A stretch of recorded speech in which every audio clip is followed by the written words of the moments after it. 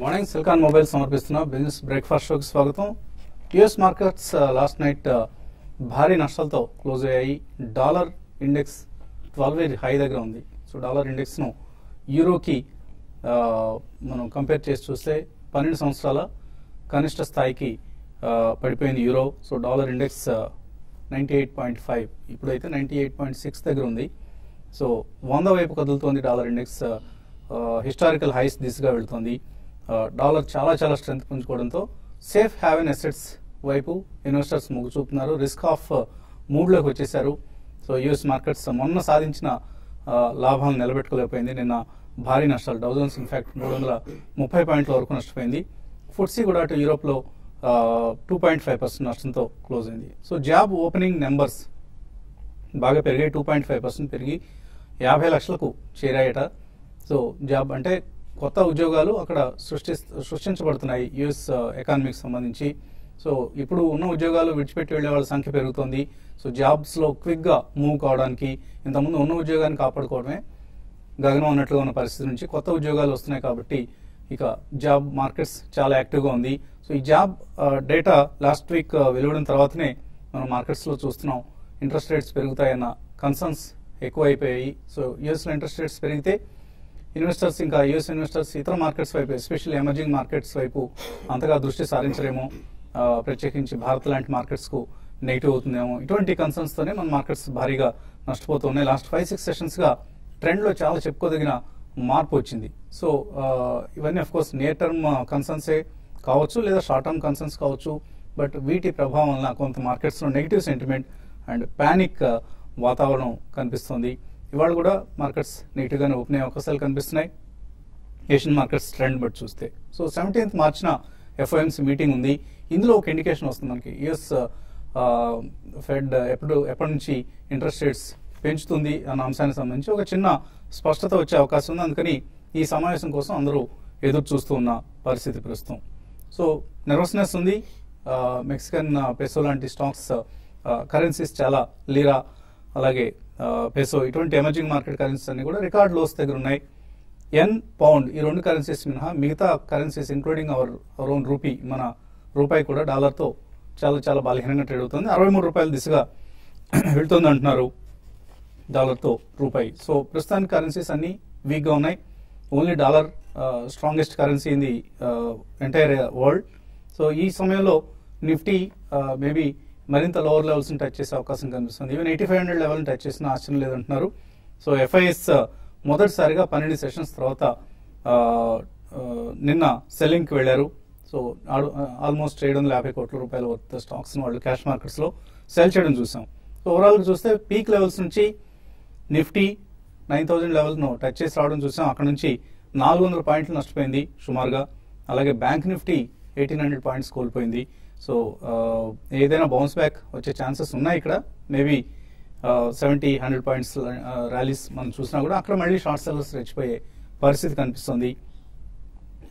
Blue chip స్టాక్స్లో delivery based sellings వస్తున్నాం. నేను కూడా మనం చూసాం హెచ్డిఎఫ్సిలో 600 crores, ఆల్మోస్ట్ 600 కోట్ల రూపాయల డెలివరీ బేస్డ్ అమ్మకాలు చూసాం. సో బ్యాంక్స్, ఐటీ రెండు వీక్గా ఉన్నాయి. లీడర్షిప్ పొజిషన్ తీసుకోవాల్సిన సెక్టర్సే వీక్గా కనిపిస్తున్నాయి. ఫార్మా, ఎఫ్ఎంసీజీ లాంటి షేర్లు పెరుగుతున్నప్పటికీ కూడా వాటికి లీడర్షిప్ స్థానం తీసుకునే సత్తా లేదు. ఎందుకంటే వాటి వెయిటేజ్ చాలా తక్కువ ఇండెక్స్లో. సో చిన్న అందులో ఎక్కువ మంది పొజిషన్స్ కూడా ఉండవు. బట్ ఎక్కువ మంది widely held sectors pharma and banks and IT, ఈ రెండు ప్రస్తుతానికి లీడర్షిప్ పొజిషన్ తీసుకునే పరిస్థితులు లేవు. అలాగే ఎల్ఎన్టీ లాంటి క్యాపిటల్ గుడ్స్ సెక్టర్స్ సంబంధించిన స్టాక్స్ కూడా నష్టాల్లో ట్రేడ్ అవుతున్నాయి. So all in all markets కొంత ఇక్కడ నియర్ టర్మ్ మాత్రం వీక్గా ఉండే అవకాశం కనిపిస్తుంది. అఫ్ కోర్స్ బయింగ్కి మంచి ఆపర్చునిటీ ఇది. సెలెక్ట్ స్టాక్స్ను మేబీ ఒక 5, 6, 7 ఇలా మన సత్తా అంటే మన సామర్థ్యం ఉన్న మేరకు స్టాక్స్ను సెలెక్ట్ చేసుకొని అందులో బయింగ్కి వెళ్ళడానికి మంచి అవకాశం ఇది. Maybe with 1 to 2 years outlook, not with 2 months 3 months లాభం చేసుకుందాం అనే ఉద్దేశంతో మాత్రం దయచేసి మార్కెట్స్లోకి రావద్దు. మార్కెట్స్ గురించి మాట్లాడేందుకు మనతో ఎనలిస్ట్ సిద్ధంగా ఉన్నారు.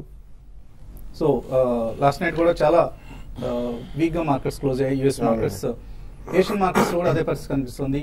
అండ్ మన మార్కెట్స్ కూడా నెక్స్ట్ మేబీ 1 month వరకు కూడా కొంచెం నష్టాలతో వొలటైల్గా ఉండే అవకాశం కనిపిస్తుంది. కరెన్సీ వీక్ అవుతుంది. ఇవన్నీ ఎక్కడికి దారితీస్తాయి అనుకుంటున్నారు?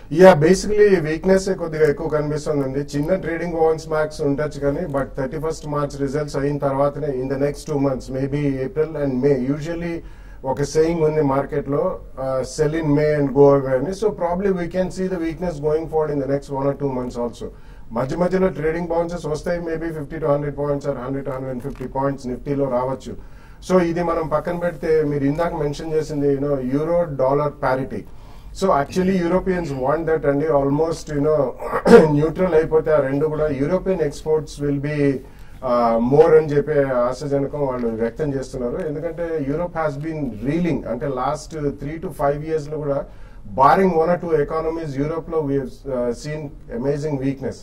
సో ఇది యాక్చువల్లీ యూరో వీక్నెస్ కి కొద్దిగా మంచిదే, ఎందుకంటే మ్యానుఫ్యాక్చరింగ్ ఎకానమీస్ కి ఇది బాగా దోహదపడుతుందండి. అట్లీస్ట్ లైక్ జర్మనీ, ఫ్రాన్స్ ఇటువంటి వాటికి మాత్రం definitely it's a positive sign because their exports become cheaper in the world markets. So అది పక్కన పెడితే కొద్దిగా జాబ్ క్రియేషన్ కూడా ఉంటుంది, ఎందుకంటే నాట్ మేజర్ యూరోపియన్ ఎకానమీస్ అన్ని కూడా నెట్ ఇంపోర్టర్స్ కాదు. సో ఇది కొంచెం మన యూరోపియన్ వీక్నెస్ అండ్ రిసెషన్ కి దోహదపడుతుంది. Euro weakness vis-a-vis US dollar strength ఇప్పుడు వాళ్ళకి నెగిటివ్ గా పరిగణనలోకి వస్తుందండి. మెల్లిగా I think Dow and Nasdaq almost peak levels లో ఇక్కడ నుంచి ఓన్లీ ట్రేడింగ్ రేంజెస్ లోనే ట్రేడ్ అవుతా కానీ ఎక్కువ పైకి వెళ్లే అవకాశం లేదు.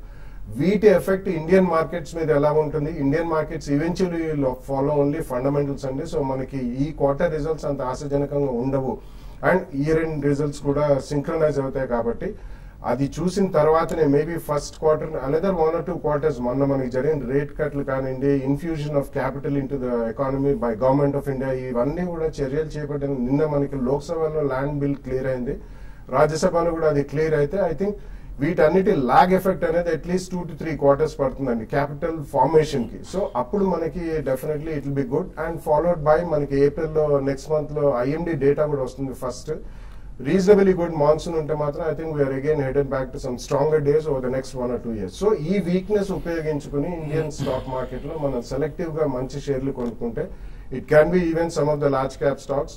ఎందుకంటే టెంపరీ వీక్నెస్ మనం ఐటీ స్టాక్స్ లో చూస్తున్నాం. మళ్ళీ డాలర్ రూపీ ప్యారిటీ చూసుకుంటే కొద్దిగా రూపీ వీక్ అయితే మాత్రం again IT will come back in to the fore. Pharmaceuticals evergreen లా ఉన్నాయి. సో డెఫినెట్లీ ఈ టైంలో మన నెక్స్ట్ 2 months లో మంచి ఆపర్చునిటీస్ వస్తాయి. One should choose the opportunity and invest with at least 2-year view అండి. So I think I'm really bullish on the long term. Probably in the next 1 or 2 months, there can be volatility with 100 to 150 points from here also downwards to probably upwards. So f i selling చూసాను. F i selling కొనసాగితే Nifty కావచ్చు, bank Nifty కావచ్చు, ఇటువంటివి ఇంకా ఎంత మేరకు week అయ్యే chance కనిపిస్తుంది? ఐ థింక్ గత 4 ట్రేడింగ్ సెషన్ లో చూస్తే మనం ఆల్మోస్ట్ 91-90 నుంచి నిన్నటి లో ఏదైతే ఉందో 8677. సో ఆల్మోస్ట్ 3 weeks లో దగ్గర మనం ట్రేడ్ అవటం చూస్తున్నాం. సో లాస్ట్ టైం కూడా మార్కెట్స్ పడినప్పుడు మనకి 50-day మూవింగ్ యావరేజ్ దగ్గర గట్టి సపోర్ట్ తీసుకోవడం జరిగింది. సో 8470 లాస్ట్ టైం మనం బాటమ్ అవటం చూసాం. ప్రాబ్లీ నిఫ్టీ కనుక ఇక్కడ కన్సాలిడేట్ అయ్యి 88 అబోవ్ క్లోజ్ అవుతే కనుక మేబీ ఒక 100 to 150 points ర్యాలీ వచ్చే అవకాశం ఉంది. లేదంటే 8800 దగ్గర ఒక గట్టి రెసిస్టెన్స్ వచ్చే ఛాన్స్ ఉంది. అదేవిధంగా ఇప్పుడు 50-day మూవింగ్ యావరేజ్ ఏదైతే 8637 కింద క్లోజ్ అవుతే మటుకు ఐ థింక్ ప్రీవియస్ బాటమ్ అంటే స్వింగ్ లో అంటారు దాన్ని 8470 దాకా వెళ్లే ఛాన్స్ ఉంది. So I think completely trading zone లో ఉంటుంది. ప్రాబ్లీ 87 and 92 అనుకున్న రేంజ్ కొంచెం డౌన్వర్డ్ షిఫ్ట్ అయ్యే ఛాన్స్ ఉంది. ఈ రోజు క్లోజింగ్ చాలా క్రూషియల్. నిన్నటి లో కనుక బ్రీచ్ అయ్యి దాని కింద క్లోజ్ అవుతే ప్రాబ్లీ ఒక 150 to 200 points ఇంకా డౌన్ సైడ్ వెళ్లే అవకాశం ఉంది. ట్రేడర్స్ మాత్రం డెఫినెట్లీ కొద్దిగా పుల్ బ్యాక్స్ వస్తే కనుక షార్ట్ టర్మ్ కి అయితే ఎగ్జిట్ అవ్వచ్చు. అండ్ 8810 అబోవే మళ్ళీ బుల్స్ యాక్టివ్ గా ఉంటారు. అదేవిధంగా బ్యాంక్ నిఫ్టీ చూస్తే కనుక మనకి నిన్న కొంచెం సపోర్ట్ వచ్చినట్టు కనిపించింది చార్ట్స్ లో, బట్ క్లోజింగ్ లో ఒక సెల్ ఆఫ్ చూసాం. ఐ థింక్ పిఎస్యూస్ మేజర్ కారణం అని చెప్పొచ్చు. PSU banks so public sector completely avoid చేయమని చెప్తున్నాం basically, except for state bank and probably bank of Baroda. So ఈ రెండు కొద్దిగా రెసిలియన్స్ చూపిస్తున్నాయి. అవి డిప్స్ లో one can try to buy. అదేవిధంగా ప్రైవేట్ బ్యాంక్స్ అక్యుములేషన్ చేయడానికి this the right time. Bank Nifty కూడా 19,023 కింద క్లోజ్ అవుతే మటుకు అనదర్ 300 to 400 points కరెక్ట్ అయ్యే ఛాన్స్ ఉంది. నేను ఆల్మోస్ట్ మనం 18,900 దాకా రావటం చూసాం. పుల్ బ్యాక్ లో ఇట్ క్లోజ్ వెరీ వెల్. అదేవిధంగా 19,398 అబోవ్ క్లోజ్ అవుతేనే ప్రాబ్లీ బుల్స్ యాక్టివ్ అవుతారు. మళ్ళీ మేబీ అక్కడి నుంచి ఒక 300 to 400 points వెళ్ళే అవకాశం ఉంది. నిన్న సిఎన్ఎక్స్ ఐటీ చూస్తే కనుక ఒక డోజీ ప్యాటర్న్ చూసాం. అంటే ఇది ఇండికేషన్ ఏంటంటే ప్రాబ్లీ ఒక బాటమ్ అనేది ఫామ్ అయింది అనిపిస్తుంది. సో 12,307 ఏదైతే లో ఉందో అది ఒక బాటమ్ అనుకుని ప్రాబ్లీ సిఎన్ఎక్స్ఐటీలో పొజిషన్ తీసుకోవచ్చు with 12,300 stop loss. Maybe 150 to 200 points upside వెళ్ళే అవకాశం ఉంది. అండ్ ఇండివిజువల్ స్టాక్స్ కనుక చూస్తే Ashok Leyland in spite of market almost 400 points పడినా కూడా న్యూ హై అటెంప్ట్ చేస్తుంది. సో ఇది ఒక అక్యుములేషన్ స్టాక్ గా మనం పరిగణించవచ్చు. ప్రాబ్లీ 74 నుంచి 71 దాకా one should buy for short term, maybe 1 to 2 months. 78 to 80 వెళ్ళే అవకాశం ఉంది. 69 స్టాప్ లాస్ పెట్టాలి. అదేవిధంగా bank of India all PSU space లో నిన్న స్వింగ్ లో కింద క్లోజ్ అవుట్ అని చూసాం. సో 219 నిన్న బ్రీచ్ అయిపోయింది. సో ఇది షార్ట్ వెళ్ళొచ్చు, మేబీ 206 దాకా డౌన్ సైడ్ వచ్చే ఛాన్స్ ఉంది. 224 స్ట్రిక్ట్ గా stop loss. Ashok Leyland and Bank of India. Surendra Hyderabad నుంచి కాలర్ లైన్ ఉన్నారు. హలో. నమస్తే అండి, సురేంద్ర అండి నా పేరు. అడగండి. ఆమ్టెక్ ఇండియా గురించి చెప్పండి సార్. ఆమ్టెక్. అవును సార్, 75 తీసుకున్నామండి. చేస్తున్నాం. చెప్పండి. యా, యాక్చువల్లీ ఆమ్టెక్ గ్రూప్ చాలా మేజర్ రీస్ట్రక్చరింగ్ లో ఉందండి. వాళ్ళు లాస్ట్ 3-4 years లో చాలా అక్విజిషన్స్ చేశారు కాబట్టి వాళ్ళకి కొద్దిగా డెట్ బర్డెన్ ఎక్కువ ఉంది. So Amtek auto, Amtek India రెండు కూడా ఆల్రెడీ మీరు కొనంటే మాత్రం ఉంచండి. ప్రాబ్లీ అనదర్ 10-15% కరెక్షన్ లో సెకండ్ ప్రైస్ పాయింట్ లో కొనండి. బట్ డెట్ రీస్ట్రక్చర్ చేయడానికి కూడా వాళ్ళు ట్రై చేస్తున్నారు. It will take time. It's going to be one of the good auto ancillary group. వాళ్ళు మర్జ్ చేయడానికి కూడా ట్రై చేస్తున్నారు. సో కరెంట్లీ ఉన్న ఉంచండి. మరిన్ని కాల్స్ అలాగే మెయిల్స్ తీసుకోబోయే ముందు కాసేపు ప్రకటనలు.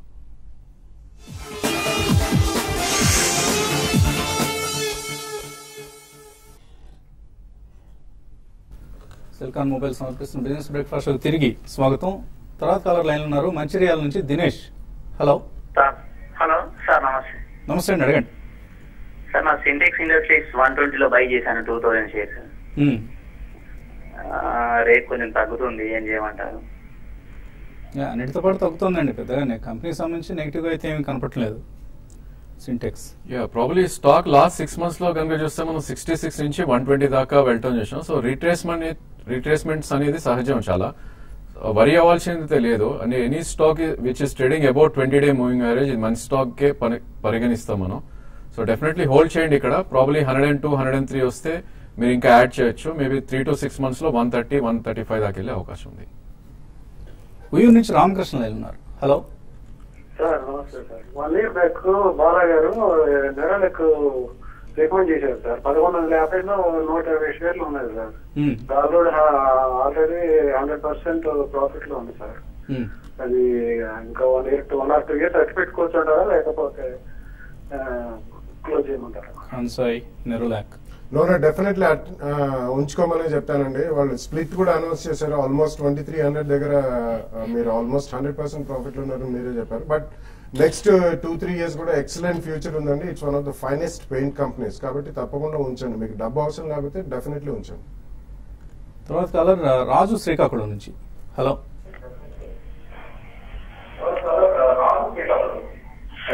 నమస్తే సార్, వసంత్ కుమార్ గారు. నమస్తే అండి, అడగండి.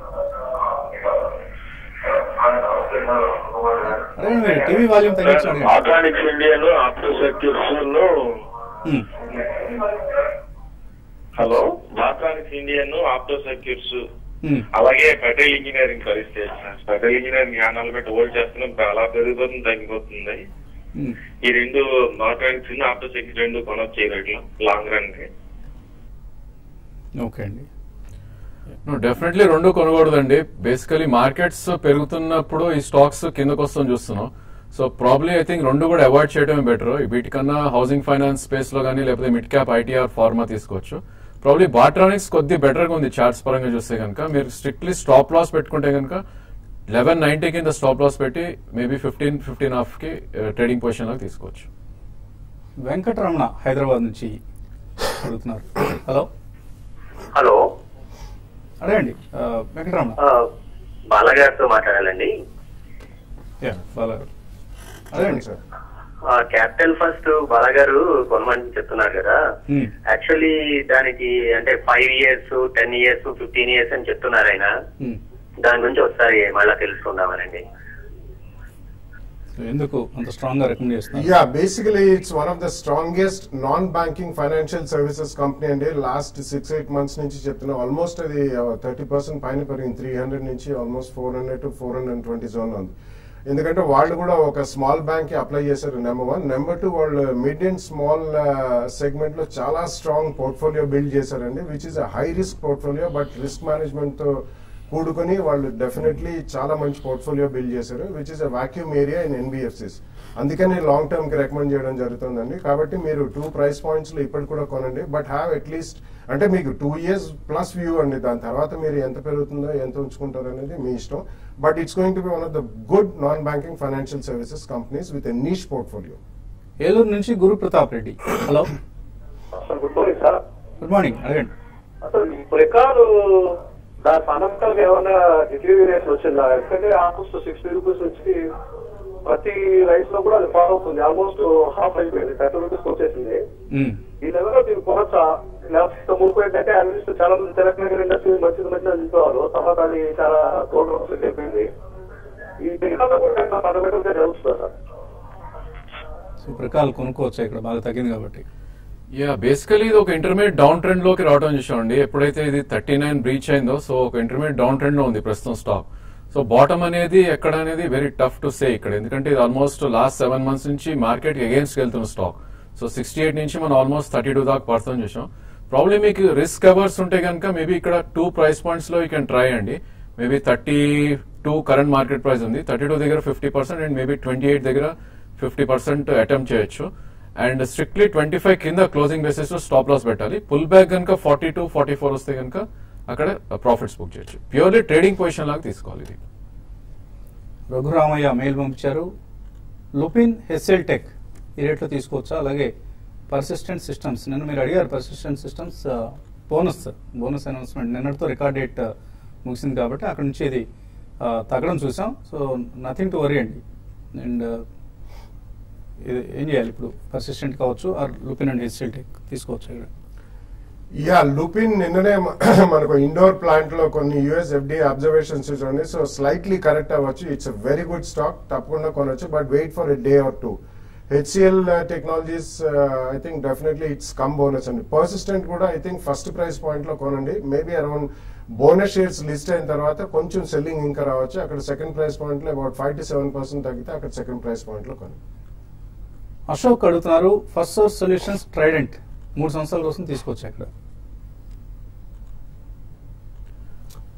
నాట్ ఎ గ్రేట్ ఐడియా అండి, ఎందుకంటే first source almost about 55 to 60 నుంచి చాలా వీక్నెస్ చూస్తున్నాం. ఇట్స్ ప్యూర్ ప్లే బీపీఓ అండి. So I think you should 3 years అన్నా కానీ మీరు ట్రేడింగ్ పొజిషన్ లో తీసుకుంటే బెటర్ అండి. Trident is also one of the strongest manufacturers of Turkey towels and cotton based products.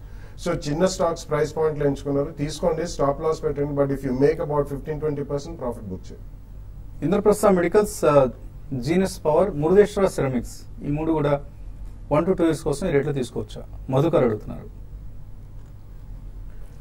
I think Indraprastha is a standalone hospital అండి. అది కూడా Apollo hospital stake కూడా ఉంది అందులో. I think you can definitely attempt that. But Murudeshwari I think there are better stocks అండి. Maybe Cera sanitary or Kajaria ఇటువంటి dips లో stronger shares అయినా హిందుస్థాన్ శానిటరీ రీసెంట్ లో ఒక క్యూఐపీ కూడా అండి, అటువంటి పనులు. అలాగే మీరు అడుగుతున్నారు నీష్ కంపెనీ అంటే ఏంటి అని. నీష్ కంపెనీ అంటే నీచమైన కంపెనీ అని మాత్రం కాదండి. ఒక ప్రత్యేకమైన ప్రొడక్ట్స్ తనకంటూ ఒక ప్రత్యేకమైన గుర్తింపు తెచ్చుకున్న కంపెనీస్ నిష్ కంపెనీ అని అంటుంటారు. బాగా ఎక్కువగా ఇంగ్లీష్ వాడకంలో వచ్చే ఇబ్బంది ఇది. సో నిష్ కంపెనీ అంటే ఆ కంపెనీ ఆ పర్టికులర్ ప్రోడక్ట్నో ఆ పర్టికులర్ సెగ్మెంట్లోనో తనకంటూ ఒక ప్రత్యేకమైన గుర్తింపుతో ఇటువంటి కంపెనీస్ చాలా తక్కువ ఉంటాయి. ఆల్మోస్ట్ ఆ ఒక్క కంపెనీ కూడా ఉండొచ్చు ఒక్కొక్కసారి. సో అటువంటి కంపెనీస్ని ఆయన తరచుగా నిష్ కంపెనీ అని వ్యవహరిస్తుంటారు. కాబట్టి దయచేసి అపార్థం మాత్రం చేసుకోవద్దు. నీష్ కంపెనీ కాదు, నిష్ కంపెనీ. గణేష్ కుమార్ అడుగుతున్నారు, ఎస్సీఐ షిప్పింగ్ కార్పొరేషన్ అవ్వండి 60 రూపాయలు కొన్నారు, ఇప్పుడు 50 అయిపోయింది, ఏం చేయాలి? ఐ థింక్ షిప్పింగ్ కంపెనీస్ అన్ని కొద్దిగా వీక్ గా అవడం చూస్తున్నాండి గత లాస్ట్ 6 to 7 months గా. ప్రాబ్లీ మీరు ఒక పుల్ బ్యాక్ కోసం వెయిట్ చేయండి. మేబీ క్లోజింగ్ కనుక 47 బిలో క్లోజ్ అయితే స్టాప్ లాస్ పెట్టి ఎగ్జిట్ అయిపోండి.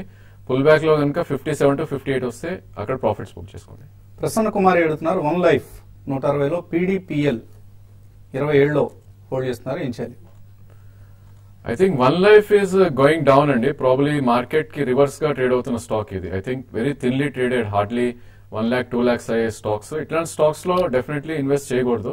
So trading bounce around 129 to 130 వస్తే ఎగ్జిట్ అయిపోండి. శ్రీనివాస్ అడుగుతున్నారు, ట్రేడింగ్ పర్పస్ కోసం తీస్తున్నాడు పిఎఫ్సి 291లో. ఏం చేయాలి దీన్ని? పిఎఫ్సి ప్రాబ్లీ ఇక్కడే ఒక సపోర్ట్ జోన్ దగ్గర మనం ట్రేడ్ అవటం చూస్తున్నాం. 200-డే మూవింగ్ యావరేజ్ అరౌండ్ 281 దగ్గర ఉంది. సో మనం 285 దగ్గర ట్రేడ్ అవుతున్నాం. ప్రాబ్లీ 280 కింద స్టాప్ లాస్ పెట్టి హోల్డ్ చేయండి. పుల్ బ్యాక్ మటుకు 296 to 298 వస్తే అక్కడ ప్రాఫిట్స్ బుక్ చేసుకోండి. దివాన్ హౌసింగ్, ఎల్ఐసి హౌసింగ్, జిఎస్సి ఈ మూడు ఎలా ఉంటాయి? బాగా తగ్గాయి కాబట్టి లాంగ్ టర్మ్ కోసం తీసుకోవచ్చా? డెఫినెట్లీ కొనొచ్చండి. ఫస్ట్ ప్రైస్ పాయింట్ లో straight way you can buy with 10% correction. Second price point లో విత్ లాంగ్ టర్మ్ వ్యూ కొనుక్కోండి. 3i info, Lanco infra, GTL infra ఈ మూడింటి భవిష్యత్ ఎలా ఉంటుంది? ఎస్వి రావు అడుగుతున్నారు. I think all 3 are avoidable stocks అండి. మూడింటిని కూడా తీసుకోవద్దు అని, అవాయిడబుల్ అంటే తీసుకోవద్దు అన్నది సలహా. వీరభద్రరావు, రిలయన్స్ ఇండస్ట్రీస్ 881లో, వెల్స్పన్ 45లో ఉన్నాయి, 2 months బ్యాక్ తీస్తున్నారట. ఏం చేయాలి? I think Reliance is a trading stock అండి. Probably 850 and 920 is the trading zone. So 850 కింద క్లోజ్ అవుతే మటుకు మీరు ఎగ్జిట్ అవ్వండి. అదేవిధంగా 896 to 900 మధ్యలో వస్తే కనుక ప్రాఫిట్స్ బుక్ చేయడానికి ట్రై చేయండి. శ్రీనాథ్ అడుగుతున్నారు, రిలయన్స్ పవర్ తీసుకోవచ్చా ఇక్కడ? అలాగే పవర్ డిఫెన్స్ 77లో ఉన్నాయి, హోల్డ్ చేయొచ్చా? I think Reliance Power and Reliance Arcom are very weak on charts అండి. ఇట్లాంటి స్టాక్స్ అవాయిడ్ చేయాలి కంప్లీట్లీ. మేబీ పుల్ బ్యాక్ వస్తే కనుక 60-63 దగ్గర ఇన్ఫాక్ట్ ఉంటే కనుక ఎగ్జిట్ అయిపోవచ్చు. పిపవర్ డిఫెన్స్ కూడా I think event is over దాంట్లో. సో మనకి Reliance Infra open offer rate అని చూస్తున్నాం 63లో.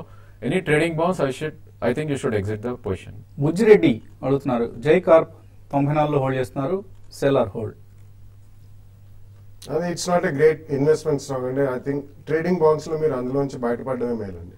సో కొద్దిగా పెరిగినప్పుడు బయటకు వచ్చేయండి జై కార్ప్ నుంచి. ఇది వాటి Celkon mobiles business breakfast show. మధ్యాహ్నం మళ్ళీ స్మార్ట్ న్యూస్లో కలుద్దాం.